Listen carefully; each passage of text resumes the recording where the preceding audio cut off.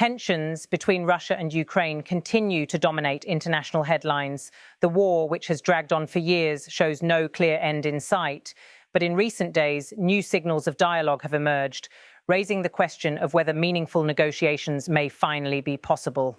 In Kyiv, President Volodymyr Zelensky made a statement that caught the attention of the world. He said, Ukrainian President Vladimir Zelensky has expressed readiness for a direct meeting with Russian President Vladimir Putin, though he ruled out Moscow as a possible venue. That single line, firm yet open, underscored a critical balancing act. On one hand, Zelensky is showing Ukraine's willingness to talk. On the other, he is refusing to meet on Russia's turf, avoiding the optics of bending under pressure. By striking that balance, Zelensky signaled both strength and flexibility. The reaction was immediate. Moscow responded with its own proposal. Russian officials announced that Istanbul would be their preferred location for such talks. As they put it, in response, Russia named Istanbul as its preferred location for such talks. This was not entirely unexpected. Turkey has long sought to position itself as a bridge between East and West, and Istanbul has hosted earlier rounds of negotiation. But Russia's response came with an important warning. Kremlin officials stressed. The Kremlin, however, stressed that any potential meeting would require thorough preparation. Without it, they warned, discussions risk becoming symbolic rather than productive. That message reflected Russia's concern that a hurried summit might turn into little more than a photo opportunity without real outcomes. For Moscow, talks must be carefully choreographed to avoid the appearance of weakness or futility. But even as Russia and Ukraine tested the waters, another country stepped into the diplomatic arena. Kazakhstan, a nation with historic ties to both Moscow and the West, offered to host the negotiations. President Tokayev declared, meanwhile, Kazakhstan has stepped forward, offering to host negotiations at various levels. President Kassym-Jomart Tokayev emphasized his country's willingness to provide neutral ground and friendly services to both sides. By offering neutral ground, Kazakhstan is positioning itself as a mediator in the region.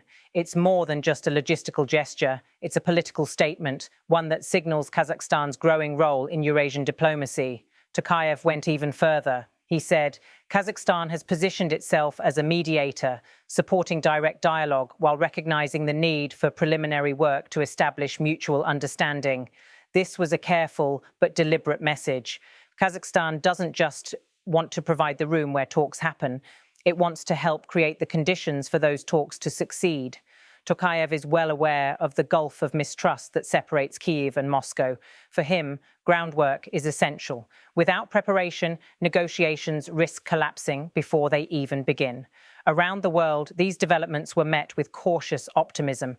Governments, especially in the West, emphasized once again that diplomacy is the only real path to ending the war. As international actors noted, international actors continue to encourage dialogue, seeing negotiations as essential to reducing tensions and exploring paths toward peace. Yet behind the optimism, there remains deep skepticism. The positions of the two sides are still miles apart. Ukraine insists on restoring its territorial integrity. That means regaining lands currently occupied by Russia. Moscow, meanwhile, continues to claim legitimacy over annexed regions. That gap, for now, seems almost impossible to bridge. Still, the conversation about where talks might happen has become a central issue. For Ukraine, rejecting Moscow was about sovereignty. For Russia, suggesting Istanbul was about maintaining international stature. For Kazakhstan, stepping forward was about proving its neutrality.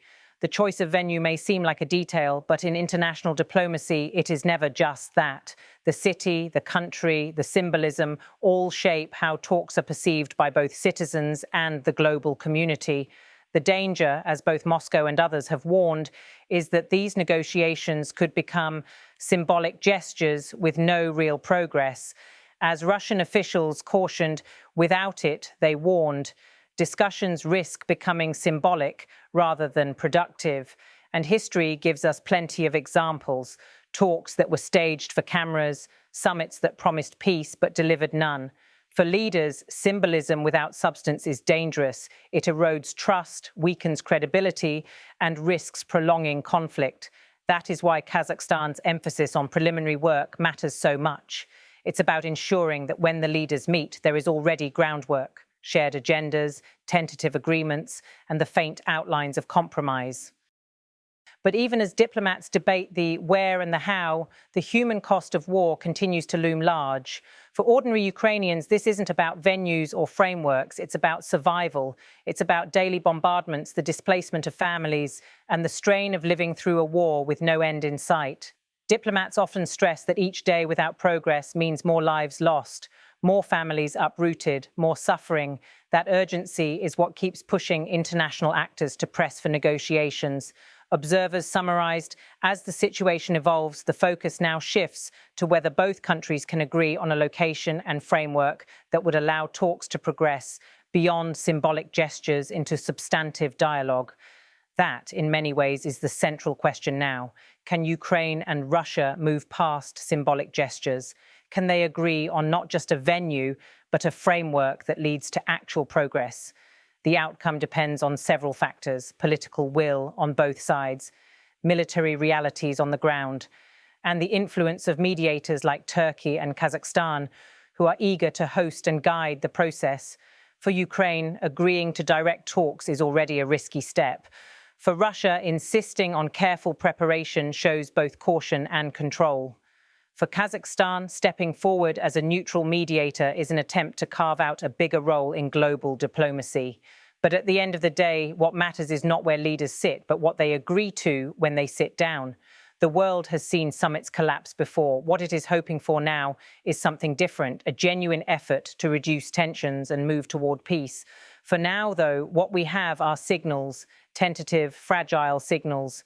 Zelensky's readiness to meet Putin, Russia's preference for Istanbul, Kazakhstan's new offer. Each of these gestures matters, but none of them guarantee a breakthrough. The road ahead is uncertain. It is full of obstacles, mistrust, and political risks. Yet even small openings are worth noting, because in the shadow of war, even the smallest signs of dialogue can carry immense weight.